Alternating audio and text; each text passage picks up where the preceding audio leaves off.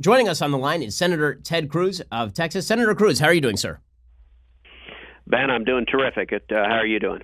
Oh, I'm doing pretty well. Man, the news cycle is hot and heavy these days. Obviously, my mind has been on the chaos that just broke in Israel, where Prime Minister Netanyahu is about to be indicted. It's a complete mess over there. Yeah. I have a feeling that literally anything could happen over there. What is your sort of take on that breaking news? Well, it's certainly unfortunate news, and I think Prime Minister Netanyahu has been an extraordinary leader for Israel and an extraordinarily strong friend of America. And I think in particular the role that Netanyahu played when Obama was president of speaking out with a clarion strength against the disaster that was the Obama-Iran nuclear deal.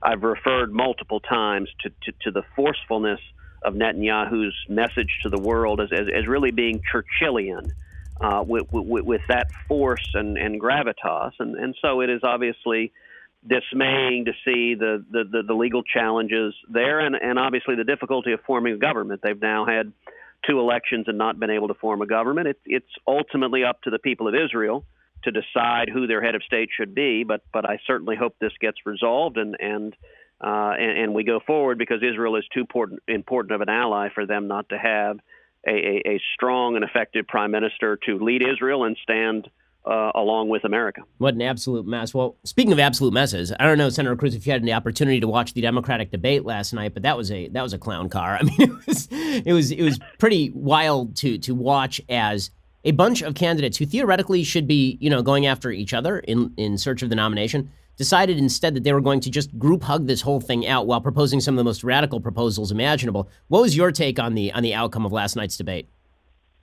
So I'll confess I didn't watch last night. I watched the first few, and there's sort of a limit to my masochism. At this point, it is evident where the Democratic field is going, which is that they are galloping to the left. There's no spot too far left for them to go, and the animating force in the Democratic Party is rage. It is rage towards Donald Trump. They hate Donald Trump. That is what unites them as a party, and as a result, they're embracing more and more extreme positions that even a few years ago were fringe positions in the Democratic Party. You look at the leaders among the Democrats. You look at Elizabeth Warren and Bernie Sanders. These are fringe leftist candidates. Bernie is an open and avowed socialist. It used to be Democrats pretended they weren't socialists. Now just about every one of them openly embraces the socialist agenda. Just about every one of them openly embraces the Green New Deal, which would be $90 trillion in new government spending, more spending than the federal government has spent in the history of our country. Just about every one of them embraces open borders. Just about every one of them embraces unlimited abortion on demand up to the moment of birth and even after birth with taxpayer funding. And just about every one of them embraces full-on socialized medicine, making it illegal for you or me or any of us to have the health insurance we have right now. I mean, these are radical, extreme positions, and yet you see these Democrats lining up and raising their hands like lemmings wanting all of America to jump off a cliff. I mean, Senator Cruz, I will admit that I found it very amusing to listen to the Democrats last night. You missed it, but it was pretty funny to watch them list off their credentials for being president of the United States. Aside from Joe Biden, who actually has served, in Congress for years, served in the Senate for years, was vice president, actually has his name on some legislation. You had Bernie Sanders saying that he was worthy of the job because he's been a career useless person. You had Pete Buttigieg explain that he is worthy of being president of the United States after winning his biggest election with a grand total of 11,000 votes in South Bend, Indiana, because he is the least wealthy person on stage. That was literally his pitch, is that he is not wealthy, therefore he should run the world's largest economy. You had Kamala Harris explain that she is part of the intersectional coalition. And these are not folks who have a strong leg to stand on when it comes to a record of achievement, it seems to me. I think that is right, and they also don't have a vision that makes sense for America. Look, the number one priority from Texans, my job is to represent 28 million Texans. That's what I go to the Senate to do each and every day. What Texans care about is jobs. We want more jobs. We want higher wages. We want more opportunity. What Texans care about is security. We want our homes safe. We want our borders secure. We want the nation kept safe. What Texans care about is freedom. We want our constitutional rights protected. We want free speech and religious liberty and the Second Amendment and all the fundamental liberties that we enjoy as Americans protected. That is a common sense agenda that has wide bipartisan support among the voters, and yet the clown car that is the Democratic 2020 primary field is talking about none of that, and in fact, they're opposed to every bit of that. You know, you've got Elizabeth Warren proposing not just repealing the tax cuts, but imposing massive new tax increases that would be crippling to the economy, and that.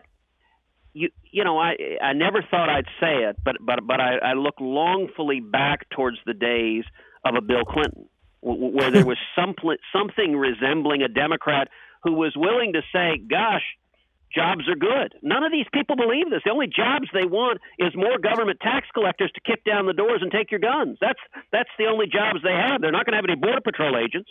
They're not going to deport anyone. They're going to have open borders. So apparently the only jobs on earth are IRS agents and welfare agents giving out cash. Half the people are taking our money. The other half are giving it away to people who aren't working. That's their agenda. And I got to say, Ben, that's nuts.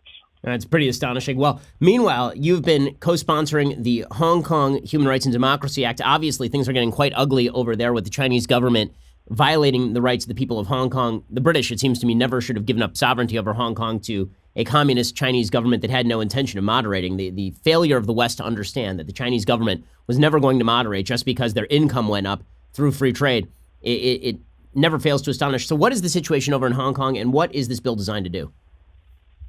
Well, I'll say what's happening in Hong Kong right now is both deeply dismaying and incredibly inspirational at the same time. What is dismaying is we're seeing a brutal crackdown from the Chinese communist government, where they're trying to use brute force to suppress freedom and democracy in Hong Kong. Now, what's inspirational is we're seeing millions of men and women in Hong Kong leading protests, going to the street. I was in Hong Kong just last month. I went there. I met with the protest leaders. I met with democracy activists. You know, many of them are young people, are students, are young men and young women who are going out and, I mean, risking their lives. We're seeing Chinese communist police officers violently assaulting the protesters, violently engaging, shooting one in the stomach, an unarmed protester, shooting him with a firearm in the stomach, firing rubber bullets at other protesters. We're seeing brutality, and I think the eyes of the world are on Hong Kong. I've said many times now, Hong Kong is the new Berlin. And just a couple of weeks ago, we celebrated the 30th anniversary of the fall of the Berlin Wall. And just as Ronald Reagan stood before the Brandenburg Gate and said the most important words any leader has said in modern times, Mr. Gorbachev, tear down this wall. Likewise, those protesters on the streets of Hong Kong who are waving American flags, who are singing the American anthem, who are holding up signs with quotes from our founding fathers, they are fighting for liberty, they are fighting for democracy, and the Chinese Communist government is terrified. They are terrified that 1.3 billion Chinese men and women will see that and want freedom too. And so I was very glad this week to go to the Senate floor to join with other senators, Democrats and Republicans, in passing legislation that has America standing with Hong Kong, standing with the protesters, and standing up to the Chinese communist oppression. Let's talk for just 1 second about the impeachment inquiry. So The polls are actually swinging, it appears, against the Democrats on the impeachment inquiry. Democrats continue to trot this thing forward, presumably hoping that it will actually hurt Trump in the election because they know this is going nowhere in the Senate. What's your take on this fact pattern overall?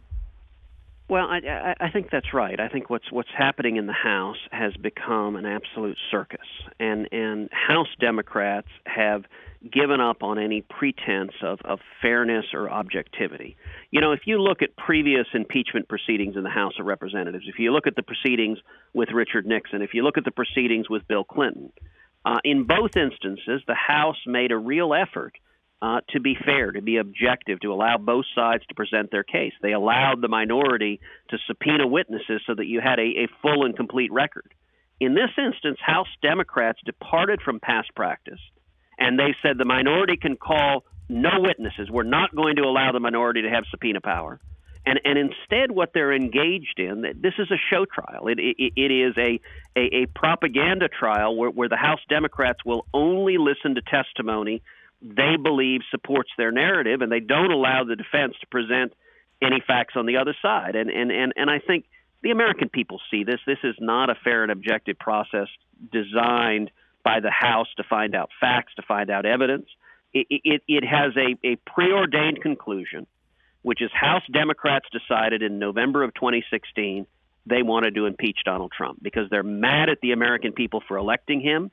And all of this is a show trial towards a preordained conclusion. Now, the good news is when the House votes to impeach, and I believe House Democrats will largely on party line vote, when it comes to the Senate, I hope and believe the Senate will do much better, that we will have a fair proceeding. We will have a proceeding that respects due process, that allows both sides to present their case, that allows both sides to be able to call witnesses and address evidence. And I think the show trial House Democrats are doing are only undermining their case because it makes it very clear it is a partisan proceeding rather than a proceeding governed by rule of law. Now, Senator Cruz, one final question for you on this. If it reaches the Senate, which it likely will, I can't imagine a situation in which House Democrats don't vote for impeachment, and this reaches a Senate trial, should the Senate call some of the witnesses that the Democrats will not call, including folks like Hunter Biden, including perhaps people who will talk openly about the identity of the whistleblower who got this whole case started in the first place? Yeah, how broad should the impeachment inquiry be in the trial once it gets to the Senate? Well, I think that's very likely. I think that any proceeding in the Senate should be fair, it should be open, and it should respect due process. What does that mean? That means allowing both sides to present their case. And if the White House chooses to call as a witness Hunter Biden, if the White House chooses to call as a witness the whistleblower, I think they should be allowed to call them. I think both of those witnesses in particular may well be integral to the White House's defense. And the position of the House of Representatives is they're an ostrich sticking their head in the sand. They're like, no, we won't hear any arguments for the defense. It's a little bit like Alice in Wonderland. Verdict first, trial later. That's where the House of Representatives is. Their verdict is impeachment, and they don't want to have a trial. And so, yes, if the president's defense team wants to call Hunter Biden or wants to call the whistleblower or any other fact witnesses that are critical to their defense, of course they should be allowed to call them, because that's what due process mandates, is that both sides be able to present their case and that it be decided on actual facts and not just a political hit job. Well, Senator Cruz, really appreciate your time. Thanks so much for your work out there. Appreciate it, Ben. Thanks for all you do.